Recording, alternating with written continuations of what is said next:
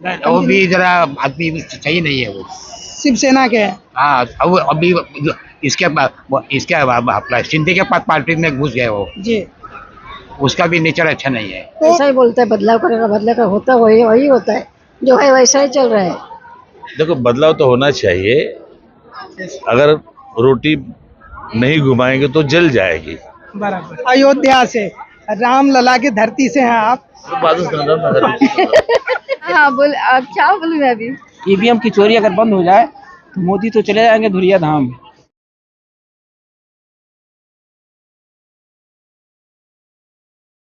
मैं यहाँ आया हूँ लोगों का ओपिनियन लेने के लिए कि क्या यहाँ के लोग क्या कुछ लगता है, क्या कुछ बताना चाहेंगे कि इस बार सरकार चेंज हो सकती है या फिर से रिपीट करेगी।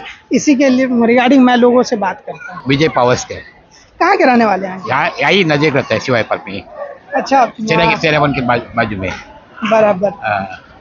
आपका जो ये क्षेत्र है, लोकसभा के दृष्टि से अगर देखें, हाल ही में चुनाव होने वाला है, तो ये दक्षिण मध्य मुंबई के अंदर आता है। यहाँ के रमेश सेवाले साहब सांसद हैं। क्या लगता है फिर से वो रिपीट करेंगे या यहाँ के जनता कुछ रुझान लग रहा है कि बदल भी सकते हैं? नहीं, बदल हो सकता है जी। सब आदमी नाराज है इनके ऊपर। जी। हाँ, सब महंगाई इतना बढ़ गया है, गैस का सिलेंडर भाव बढ़ गया है। हाँ, इसलिए आदमी लोग बहुत थक गए है इसके बारे में। तो वो बोलता है अभी सरकार बदली होना मांगता है। अच्छा, सरकार बदली होना, लेकिन आपके क्षेत्र के जो रमेश सेवाले साहब है, उनका क्या लगता है? वो भी जरा आदमी सही नहीं है वो। शिवसेना के हैं। हाँ, अब अभी इसके अपना शिंदे के पास पार्टी में घुस गए वो। जी।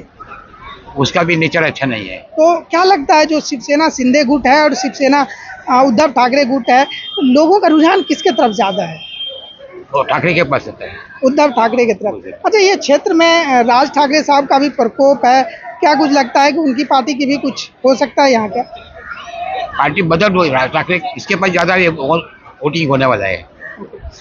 आंटी, आपसे भी पूछना चाहेंगे, आपके भी वोट का उतना ही कीमत है, तो अगर आप लोग नहीं बोलेंगे तो और सही जगह पे आप पोलिंग नहीं करेंगे तो गलत सरकार चुन के आएगी जो हमारे देश पे आप लोगों की। तो चलिए, आप लगभग ज़्यादातर समय आप लोगों ने जी लिया, जैसा भी अच्छा खासा जी लिया, लेकिन जो आगे के जो भविष्य है, आपके बच्चे हैं, बेटे पोते हैं, उनका जीवन उससे प्रभावित होता है। इसलिए मैं पूछना चाहता हूँ, क्या लगता है महिला वर्ग के साथ क्या है, कुछ बदलाव हो सकता है या फिर से रिपीट करेगी मोदी सरकार? बदलाव तो करेगा नहीं, वो ऐसा ही बोलता है बदलाव करेगा, बदलाव का होता वही वही होता है, जो है वैसा ही चल रहा है। जी। बदलाव होता नहीं होता है। मतलब लास्ट टाइम भी आप लोगों ने बदलाव का कोशिश किया है। हाँ, पर लेकिन होता नहीं। इनके काम काज से क्या खुश हैं या कुछ? मोदी के? जी। नहीं, बिल्कुल नहीं। वो तो इसने कुछ किया है, इधर बढ़ाता है, इधर कम करता है, ऐसा किया है, लेकिन उसमें कुछ नहीं है। अंडे, आप क्या कुछ बोलेंगे? क्या नहीं बोलेंगे? आइए इधर। भाई साहब, क्या नाम है? मोहम्मद इरशाद आलम। इरशाद भाई कहाँ के रहने वाले हैं? मोतिहारी जिला। मोतिहारी के रहने वाले हैं। क्या कुछ लग रहा है इस बार के चुनाव में, क्या कुछ हो सकता है? आपके मोतिहारी में कुछ बदलाव होगा? पहले तो अपना नीतीश कुमार पलट गए। बराबर। अब देखते हैं तेजस्वी भाई का भरोसा है, अब वो जीत पाए कि नहीं जीत पाए। जनता का भरोसा सपोर्ट होगा तो जीत जाएंगे, अगर जनता का भरोसा नहीं होगा तो नहीं। आपके क्षेत्र में आपके अनुमान से क्या लग रहा है, क्या कुछ हो सकता है? हम लोग का तो जितना भरोसा ऐसे तेजस्वी यादव का है। आपका क्या नाम है? शमसे आलम खान। कहाँ के रहने वाले हैं? सीतामढ़ी जिला। सीतामढ़ी के। क्या लगता है उधर बदलाव हो सकती है फिर से बीजेपी सरकार? जो मेरा भाई बोला वही होगा। पर मैं किसी और भाई से बात करूँगा। जी बोले। मैं क्या बोलूं? कहाँ, क्या नाम हुआ आपका? मोहम्मद रहमुल अंसारी। भाई हमें ये बताइए कि रहने वाले किधर के हैं आप? बिहार की। बिहार के तो रग रग में जो है राजनीति बसता है, और मैं यहाँ आया ही हूँ चुनाव के ऊपर ही बात करने के लिए। तो मैं ये जानना चाहता हूँ कि आपके क्षेत्र में क्या लगता है, कुछ बदलाव हो सकता है या फिर से बीजेपी की सरकार है? किसी का सरकार आ रहा है उससे मेरे को क्या मतलब, मेरे को कहा नहीं वो खाने के लिए देता है, नहीं यार कुछ देता है, खाली यूज करता है।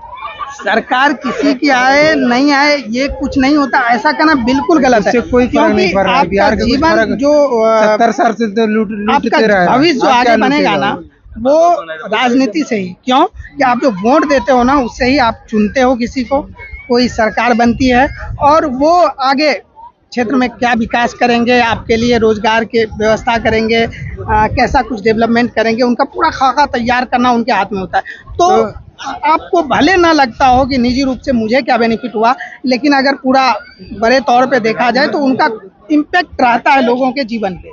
तो लालू यादव आएगा तो ठीक रहेगा। पहले नाम बताइए। दुर्गावती। जी, हमको रहने वाले किधर से, इसी क्षेत्र के हैं या कहीं बाहर से हैं? अयोध्या। अयोध्या से, राम लला की धरती से हैं आप। क्या लगता है आपके क्षेत्र में किसकी सरकार बन सकती है, कौन उधर से जीत सकते हैं आपके क्षेत्र से? योगी होंगे और क्या। योगी जी जीतेंगे।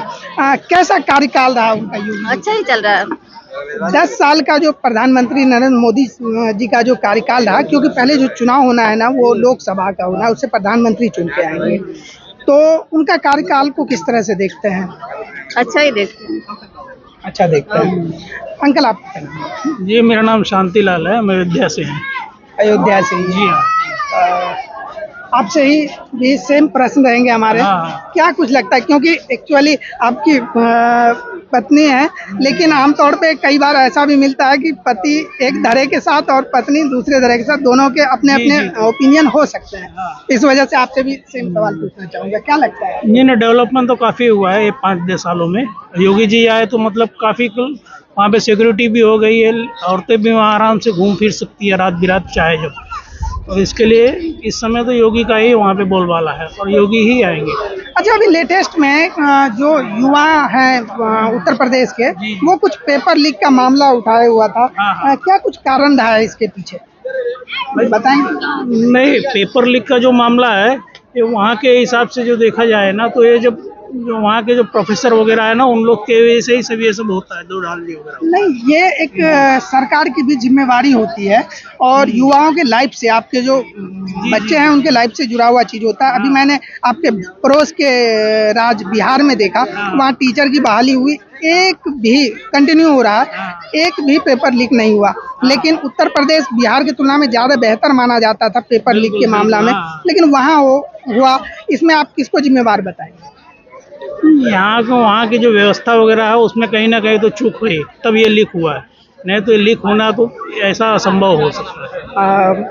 आप नरेंद्र मोदी साहब के 10 साल के कार्यकाल को कितने नंबर देंगे 10 में से? 10 में से 8-9 तो देंगे ही उनको, क्योंकि काफ़ी बहुत सारा डेवलपमेंट हुआ है जो इतना 70 सालों में नहीं हुआ, उसमें तो कम से कम ये 8-10 सालों में तो काफ़ी हो चुका है। लोग महंगाई के मुद्दे उठा रहे हैं कि महंगाई है, बेरोजगारी है, इस पर क्या कुछ कहेंगे? महंगाई तो बढ़ रहा है, लेकिन वो क्या है, थोड़ा महंगाई है लेकिन वो डेवलपमेंट भी हो रहा है, विश्व तौर पे मतलब भारत का नाम भी उजागर हो रहा है सब जगह, तो ये होना जरूरी है। ये ऐसा होगा तो अपने पूरी विश्व में अपना नाम आगे बढ़ेगा और भारत और अगली विश्व शक्ति बनेगी। पब्लिक का रुझान किस ओर है ये जानने के लिए सबसे पहले आप अपना नाम बताएं। हेलो, ऊपर नहीं, लफड़े में अपने नहीं है। नहीं, ये लफड़ा नहीं है अंकल, लोगों के जीवन से जुड़ा हुआ चीज है। सरकार बनना मतलब आपके डेवलपमेंट पे, आपके क्षेत्र के डेवलपमेंट पे सीधा इम्पैक्ट पड़ता है। सबसे पहले आप अपना नाम तो बताइए। हाँ, अशोक शाह। अंकल रहने वाले किधर से हैं? माहिम में। माही के ही रहने वाले? माहिम जी। यहाँ का जो विधानसभा क्षेत्र है वो माहिम है। यहाँ के आपके सदा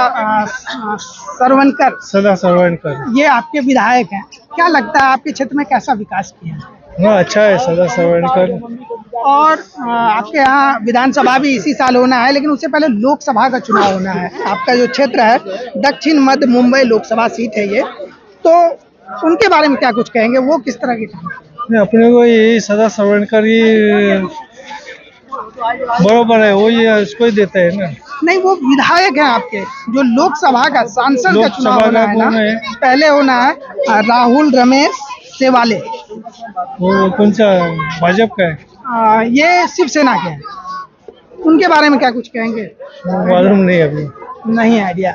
क्या लगता है इस बार बदलाव हो सकती है या फिर से मोदी जी फिर से? मोदी जी। आपका क्या नाम है? मैं तो इधर रहता नहीं हूँ, तो मैं क्या बोलूँ। कहाँ रहते हैं आप? लंदन में रहता हूँ। लंदन में रहते हैं तो इंडिया के ना। अंकल क्या नाम हुआ आपका? अर्जुन पासवान। गोंडा से हूँ। गोंडा के रहने वाले हैं, उत्तर प्रदेश से। अंकल मैं यहाँ आया हूँ, ये पब्लिक स्पॉट है, यहाँ ज़्यादा से ज़्यादा लोग मिलते हैं। मैं आया हूँ लोकसभा चुनाव का थोड़ा सा लोगों का मूड जानने के लिए।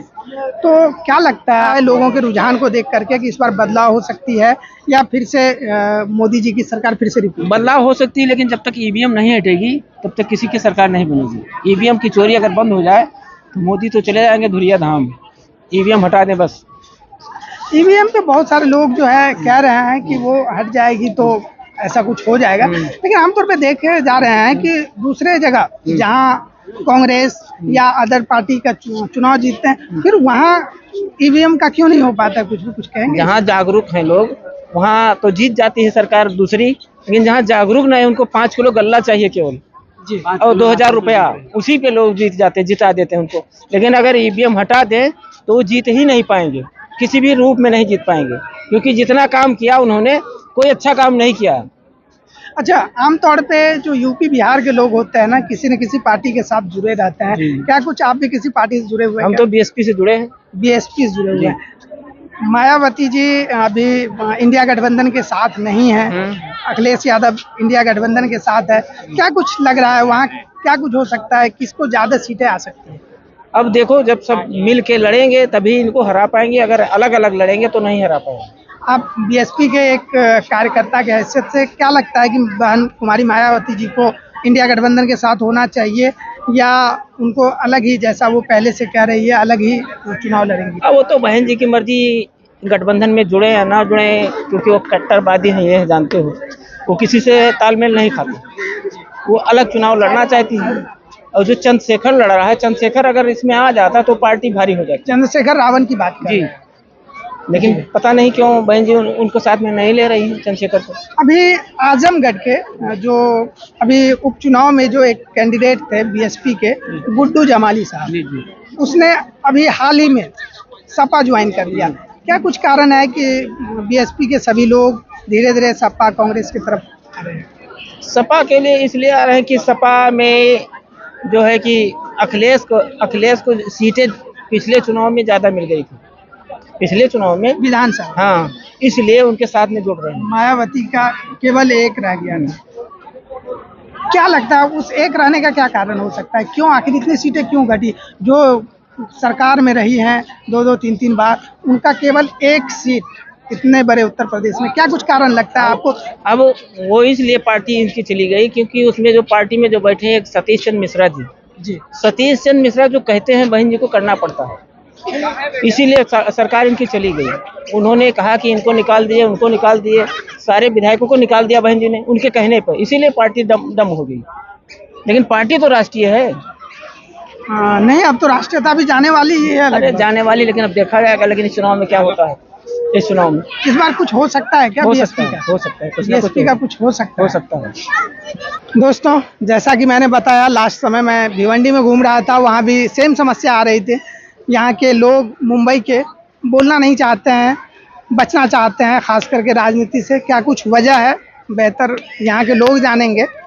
पता नहीं किसी तरह का दबाव है या कुछ ऐसा लगता महसूस होता है कि लोकेलिटी में कुछ उन्हें प्रॉब्लम हो सकता है।